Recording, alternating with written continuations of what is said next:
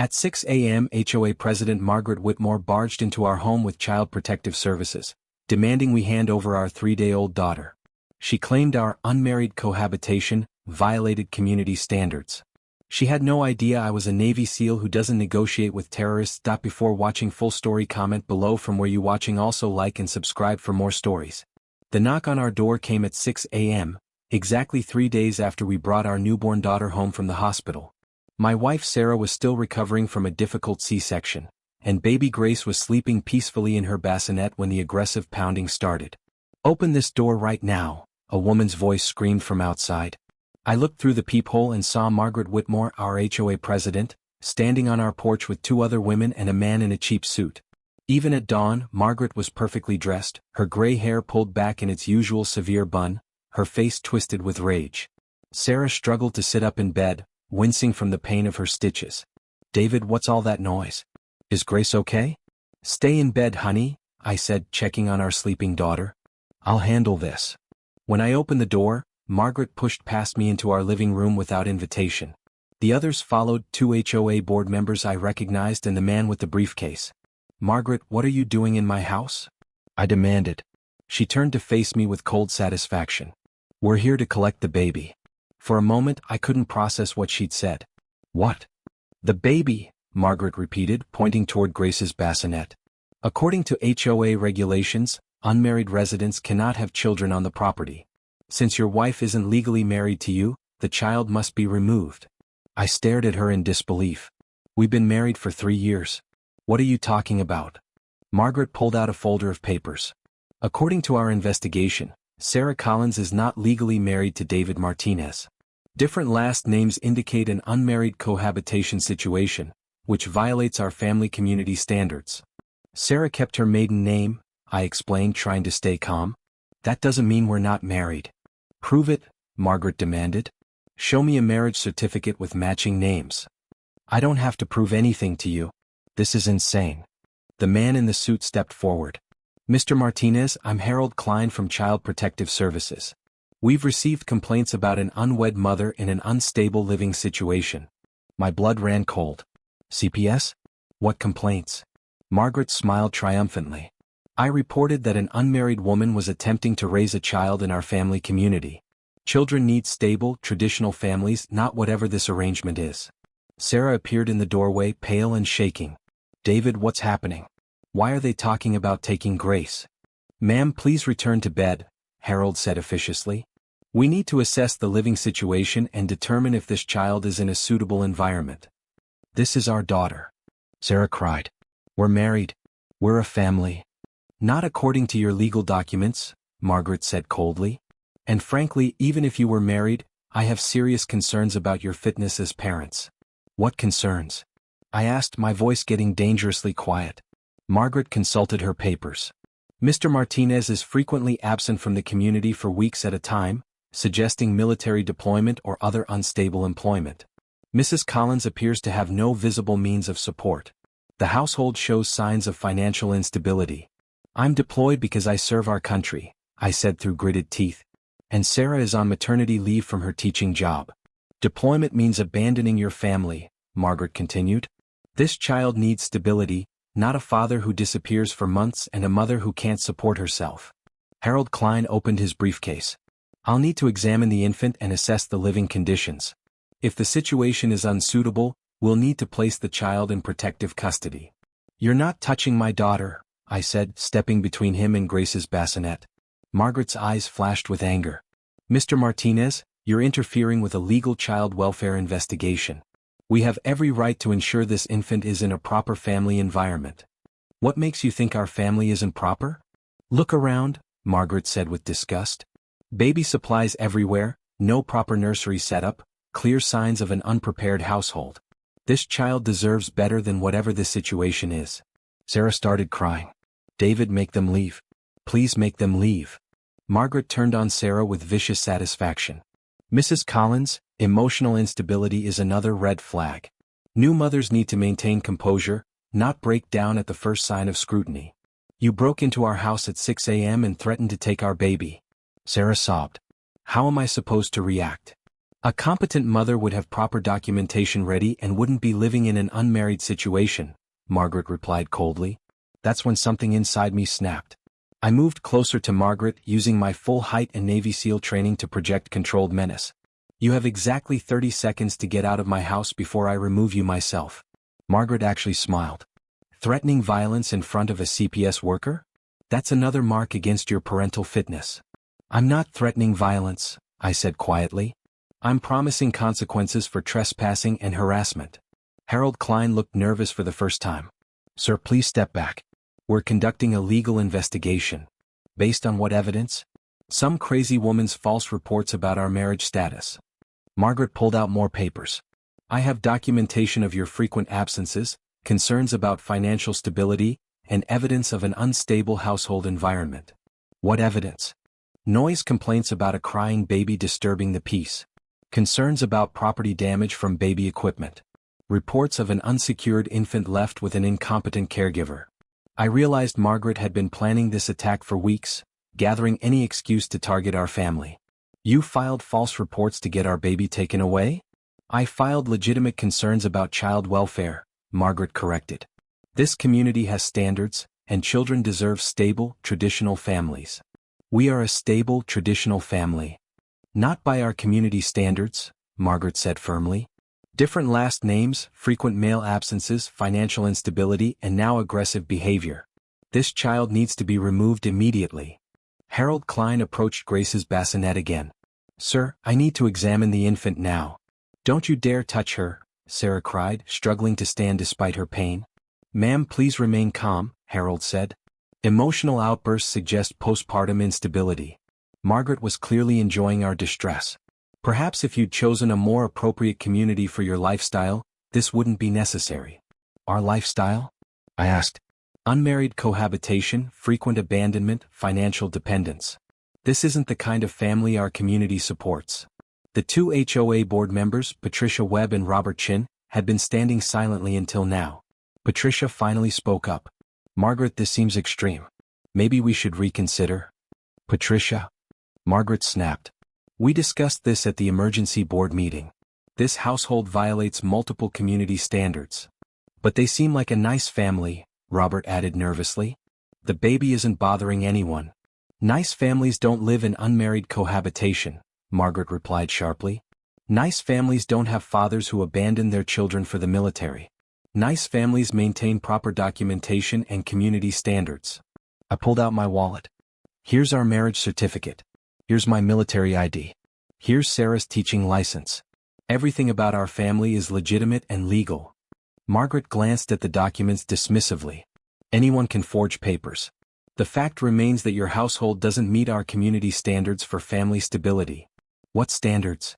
Sarah asked, her voice shaking with pain and exhaustion. Married couples should share the same last name, Margaret began, counting on her fingers. Fathers should be present consistently, not disappearing for military deployments. Mothers should be financially independent, not dependent on government benefits while their husbands are gone. Households should be organized and prepared, not chaotic with baby supplies everywhere. Those aren't standards, I said. Those are your personal prejudices. They're community standards that protect property values and family stability, Margaret corrected. Children raised in unstable households become problem adults who drag down neighborhoods. Harold Klein was now examining our living room, taking notes on his clipboard. I see baby formula on the counter, diapers stacked on the table, and no organized nursery space. She's 3 days old. Sarah cried. We just brought her home from the hospital. Competent parents prepare proper nurseries before the child arrives, Margaret said coldly. This disorganization suggests inadequate preparation for parenthood. Or it suggests we have a newborn and we're learning as we go like every parent, I replied. Good parents don't learn as they go, Margaret said. Good parents are prepared, organized, and stable. This household shows none of those qualities. That's when I heard sirens in the distance. Margaret looked confused. Why are police coming here? Because I called them, said a voice from our doorway. Mrs. Patterson, our elderly neighbor, stood in the entrance holding her phone. I called 911 when I saw strangers forcing their way into your house at dawn. Ma'am, this is a legal child welfare investigation, Harold protested. This is harassment of a new family, Mrs. Patterson replied firmly. I've been watching from my window. These people barged in here and started threatening to take a newborn baby. Mrs. Patterson had been our neighbor for 2 years. She was a retired teacher who had always been kind to us, bringing cookies when I returned from deployments and offering to help with anything we needed. Mrs. Patterson, please don't interfere, Margaret said imperiously. This is HOA business. HOA business doesn't include stealing babies, Mrs. Patterson shot back. I've lived in this neighborhood for 40 years, and I've never seen anything as disgraceful as what you're doing to this young family. 3 police cars pulled up outside our house. Officers Johnson and Martinez, no relation, approached our door with backup. We received reports of a break-in and threats against a family with a newborn, Officer Johnson said. Margaret stepped forward with her usual authority. Officers, I'm Margaret Whitmore, HOA president. We're conducting a legitimate child welfare investigation with CPS. Do you have a warrant? Officer Martinez asked Harold Klein. Harold shifted uncomfortably. We're responding to reports of child endangerment. That's not what I asked. Do you have a court order to remove this child? Well, no, but... Then you have no legal authority to be in this house, Officer Johnson said firmly. Margaret's confidence wavered for the first time. But the HOA has rights to ensure community standards. HOA rights don't include breaking into people's homes and threatening to steal their babies, Officer Martinez interrupted. I pulled out my military ID and marriage certificate. Officers, I'm Petty Officer First Class David Martinez, Navy SEAL. This is my wife Sarah, and that's our daughter Grace. We've been married for 3 years and everything about our family is completely legal. Officer Johnson examined our documents carefully. Everything looks legitimate here. Sir, what exactly is the complaint? Margaret fumbled with her papers. They're not really married because they have different last names, and he abandons his family for military deployments, and the household is unstable and unprepared for a child. Ma'am, Officer Martinez said, keeping your maiden name doesn't invalidate a marriage and military service isn't child abandonment. Harold Klein tried to salvage the situation. There were reports of an unstable household environment, crying disturbing neighbors and concerns about the parents' fitness. From who? Officer Johnson asked. From me, Margaret said proudly. I reported legitimate concerns about this family's fitness based on extensive observation and documentation. What kind of observation? Officer Martinez looked concerned. Margaret pulled out a thick folder. I've been monitoring this household for weeks. I have photos of the male resident leaving for extended periods, documentation of the female resident being alone and vulnerable, recordings of excessive infant crying, and evidence of household disorganization. Officer Johnson looked at the folder with disgust. Ma'am, you've been stalking this family? I've been protecting community interests, Margaret corrected. Someone needs to ensure that children in our neighborhood are in appropriate family situations. By spying on new parents and trying to have their baby removed? By maintaining standards that protect property values and community stability. The backup officers had been questioning Patricia Webb and Robert Chin separately. Officer Davis approached with their statements. Sir, the other board members say Mrs. Whitmore called an emergency meeting yesterday demanding immediate action against this family. They say she's been obsessed with getting rid of them since they moved in.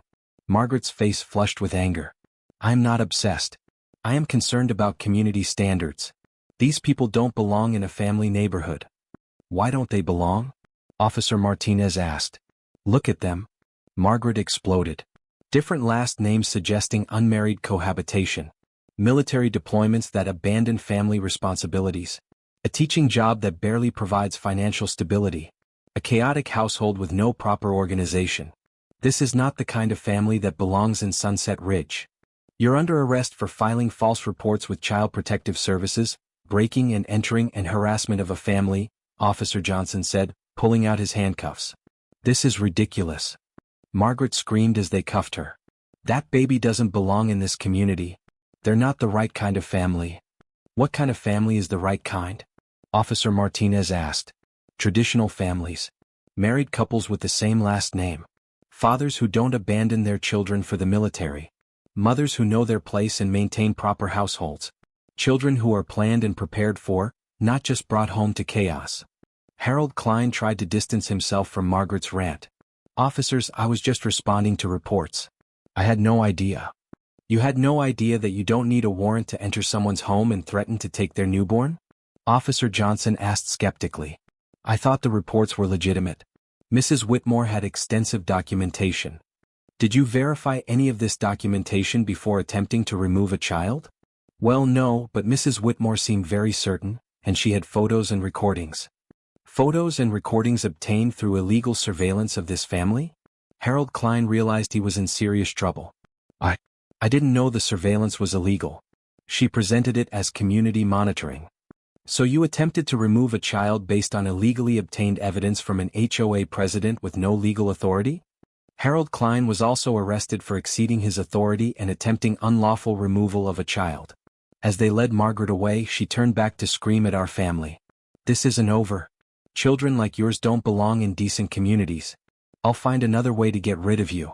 Your daughter will grow up damaged because of your unstable lifestyle. Sarah collapsed back onto the couch, exhausted and traumatized. David, how could someone try to take our baby away? What did we do wrong? We didn't do anything wrong, I said, holding her gently. Margaret Whitmore is just evil. Mrs. Patterson came over and sat beside Sarah. Honey, that woman has been a menace to this neighborhood for years. She's driven out 3 other families with her harassment and complaints. What families? I asked. The Johnsons, she complained they were too loud and their children were undisciplined. The Garcias, she said they didn't maintain their yard properly and spoke too much Spanish. The Williams family, she claimed their teenage son was dangerous and called police on him constantly. Officer Johnson came back inside to take our statement. Mr. and Mrs. Martinez, we need to document everything that happened here for the prosecutor's office.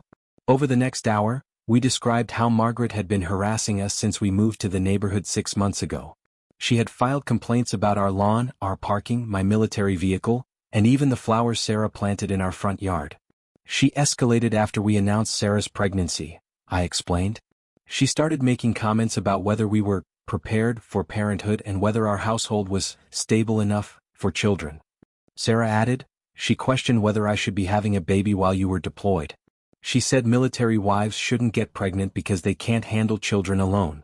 She also made several comments about our different last names, I continued.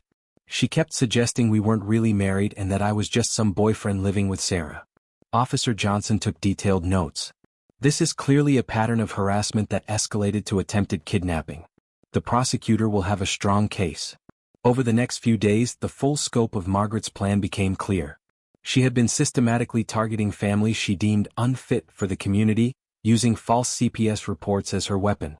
The investigation revealed that Margaret had filed false reports against the Johnson family because they were interracial and had too many children, the Garcia family because they spoke Spanish at home and had foreign customs, the Williams family because they were a single-mother household with a teenage son, the Chin family because they were recent immigrants with suspicious activities, our family because we kept different last names and I was frequently deployed.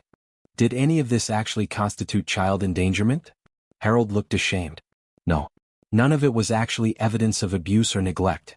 I realize now that I was being used as a weapon of discrimination.